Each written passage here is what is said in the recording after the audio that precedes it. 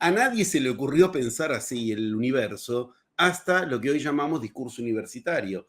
La concepción en la cual hay que vencer al mal y no hay que, voy a usar algo que entiendan, es de otro paradigma y es de ese paradigma del que se trata. Y no es que hay que aprender a ir más allá del mal, supondría que no tiene que haber mal. Entonces, ¿qué evolución podemos tener? Si no queda claro de qué lado está la cuestión a partir de la cual tenemos que avanzar, no podemos tener avance. No podemos tener concepto de salud si no tenemos conciencia de enfermedad. Y verdaderamente esto es muy importante porque Cristo se nombra igual que él. Yo he enseñado la enseñanza oculta de Cristo, pero también la de Lucifer. Voy rápido. Se supone que Lucifer es el representante del mal. Bueno, otro día hablamos de quién es Lucifer, si quieres, y qué nos enseña, uso esa palabra, ¿eh? Cristo se nombra igual que Lucifer. Se nombra igual que Lucifer. Es decir, parte de ese lugar. Cristo se nombra Venus. Aunque esto quedó perdido en las traducciones, cuando Cristo se está nombrando a sí mismo, primera estrella de la mañana, se está nombrando Venus. Lucifer era Venus. Se supone que Lucifer es el mal. No, nos está contando que necesita ese punto de partida para ir más allá de eso. No se trata de vencer la cuestión, se trata de que precisamente la cuestión no nos venza, que es muy distinto. Tal vez podemos decir, uno tiene que vencer al humano en sí mismo, lo tiene que exterminar. Es el problema por el que, bueno, yo he trabajado esto toda mi vida y lo enseño. Y funciona.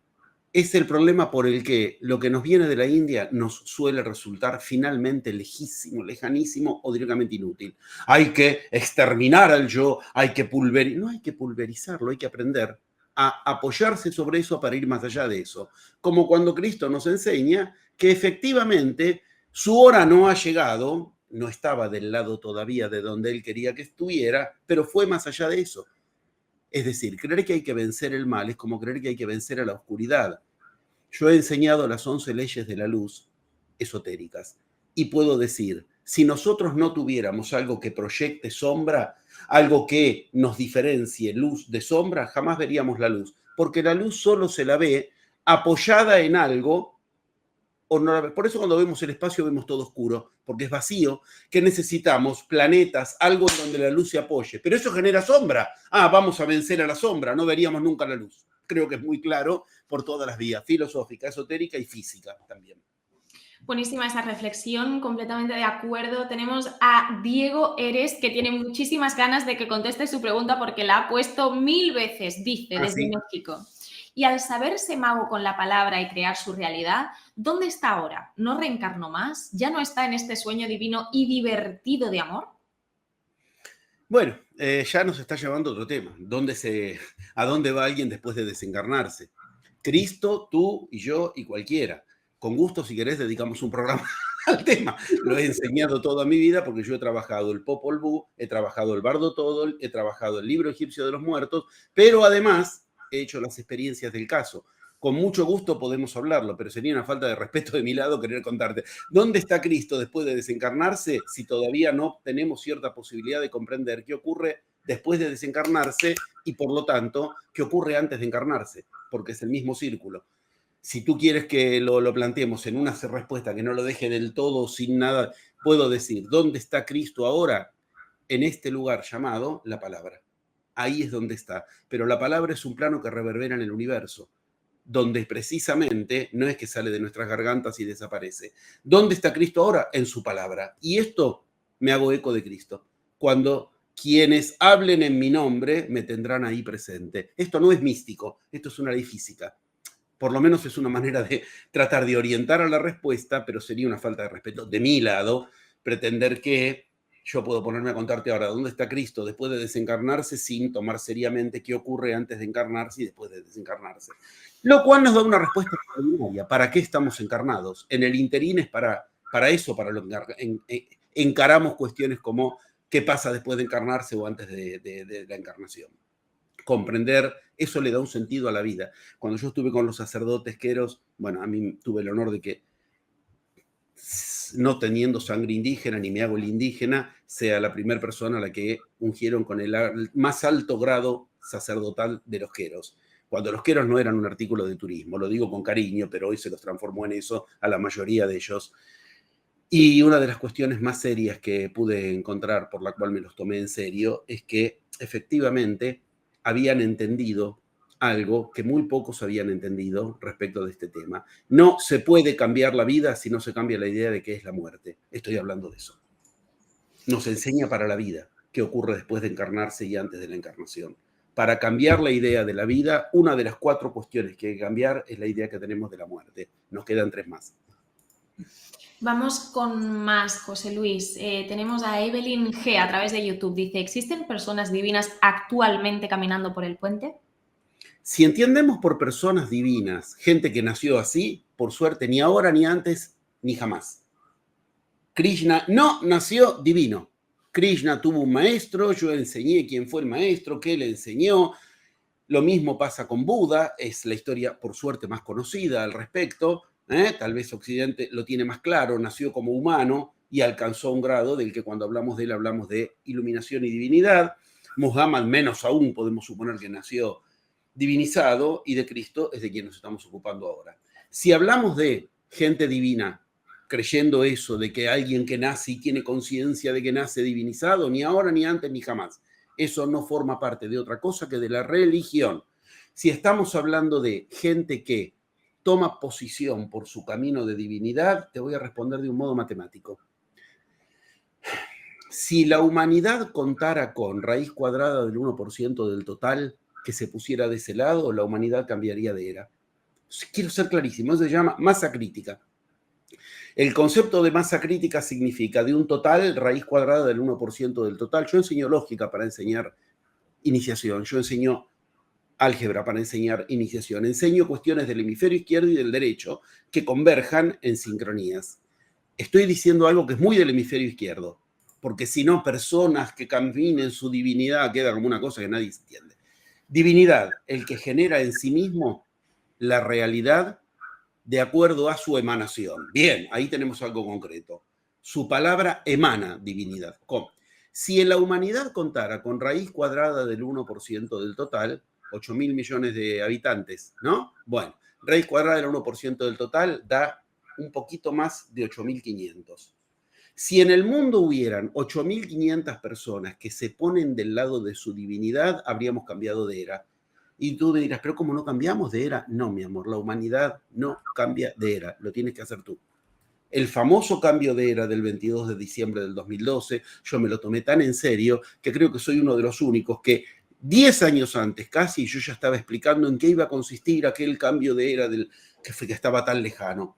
Y nos invitaron a ceremonias a las que nadie más fue, sino siendo indígena, de otras culturas, de los yamanes, a recibir el primer rayo de plasma de ese momento del 22 de diciembre. Los que estábamos ahí, que logramos estar en la pirámide en el momento en el que ocurría. Casualidades que efectivamente hay que aprender a generar. ¿Qué quiero decir con esto? Algo tan concreto como que en esas culturas no hay duda de que cuando hablamos de divinidad estamos hablando de alguien que emana realidad. Emanar realidad, si la raíz cuadrada de 8.000 millones de habitantes estuviera habitada por gente que emana realidad, la humanidad estaría cambiando de era. No estaríamos rebotando contra las guerras, no estaríamos rebotando contra las pestes, no estaríamos rebotando contra el peligro de Tercera Guerra Mundial, pero la humanidad jamás, ninguna profecía ubicó que iba a cambiar de era. Sí que ahora están dadas las condiciones porque hay cantidad de plasma en el aire. Si quieres, después lo hablamos, le puedo dedicar otro tiempo específico al tema. Desde el 22 de diciembre del 2012, nuestro planeta por primera vez está alineado, perdón si me apasiono demasiado con esta cuestión, pero me mata el tema de que hay tan poco tiempo para tanto, y por suerte, qué bueno que hay tanto interés, con el centro de la galaxia. Nuestro planeta por primera vez con lo que aquí se llama Pléyades, que en la antigüedad era Hunabku, otros nombres. Horus para los egipcios. Bueno, por primera vez en 25.625 años tenemos canal directo. No hay algo que interceda, no hay algo intermedio. ¿De qué? Del centro de plasma del universo. ¿Por qué esto es tan importante? Porque el plasma es la primera manifestación de lo que tenemos que generar como realidad. Lo voy a decir mejor. ¿Qué es la realidad? Bueno, una manera bruta pero correcta de decirlo, y la suma de lo sólido, lo líquido y lo gaseoso, un poco astuto, pero bueno, está bien, todo eso es la realidad, sí, pero empieza en otro estado que se llama plasma. ¿Y la gracia cuál es? Y acá se une con el tema. El plasma es sensible a tu palabra. Tú puedes modelar con tu palabra el plasma, que después se hace gaseoso, que después se hace líquido, que después se hace realidad sólida, densa, que es la que ves. Ese camino es el del poiesai y necesita kairos para kyrios. Ese camino, si raíz cuadrada del 1% del total lo generara en sí mismo, la humanidad sería entonces la que tiene posibilidades ya de pensarse como cambio de era. Como nada de eso ocurre, no hay problema. No hay problema, porque el camino es particular. Yo, tú, cada quien, como lo hizo Cristo en su época, no depende de que la humanidad se inicie. La humanidad depende de cada humano. Y en tiempos de plasma, cada humano tiene la sustancia nutricia base con la que genera realidad, el plasma. Tú tienes más plasma que Cristo a tu disposición. Cristo tenía que ir al desierto al buscarlo. Tú tienes más plasma que Buda a tu disposición. No tienes excusas, humano. Tienes el plasma y hemos develado los mapas con los que de eso hacer magia y de magia hacer divinidad. Vamos a intentar, si te parece, contestar al menos 2 preguntas más. Vamos a poner la sexta marcha en este vehículo. Mira, por ejemplo, tenemos una que también han preguntado muchísimas veces, que es ¿por qué se separa Jesús de Magdalena? ¿Qué sucede ahí? He dedicado en 2 congresos que me invitaron a hablar del tema como ponente principal, tuve el honor. 2 congresos sobre Magdalena y en los 2 congresos tuve el honor de que me inviten a hablar como ponente destacado. O sea, quiero que entiendan que básicamente lo que voy a decir es la punta de la punta de la punta de un iceberg totalmente cubierto para la humanidad.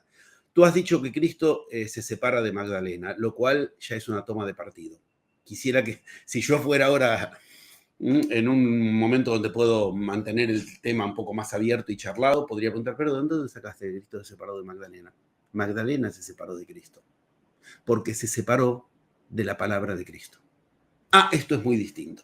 No se interesó en ponerse a la altura, no hubo poiesai. Yo insisto, de esto he dado congresos, mejor dicho, he hablado en congresos donde tuve el honor de ser invitado, he dado plenarios enteros, donde lo he demostrado, Evangelio de Andrés, Evangelio de Felipe, Evangelio de la Juventud de Magdalena, todos cuentan lo mismo. Magdalena no es que respondía siguiendo la palabra del maestro, sino que chocaba contra los problemas humanos, entre los discípulos y ella, entre la familia de Cristo y ella, y entre ella y ella misma. Por eso el mito dice, al final, ¿dónde terminó? En un barco sin vela y sin timón a la deriva en el Mediterráneo. ¿Lo que llevaba en el vientre era el Hijo de Cristo? Sí. Y por eso la historia pasa a Europa. Y pasa a Europa en zonas de la cuenca del Mediterráneo.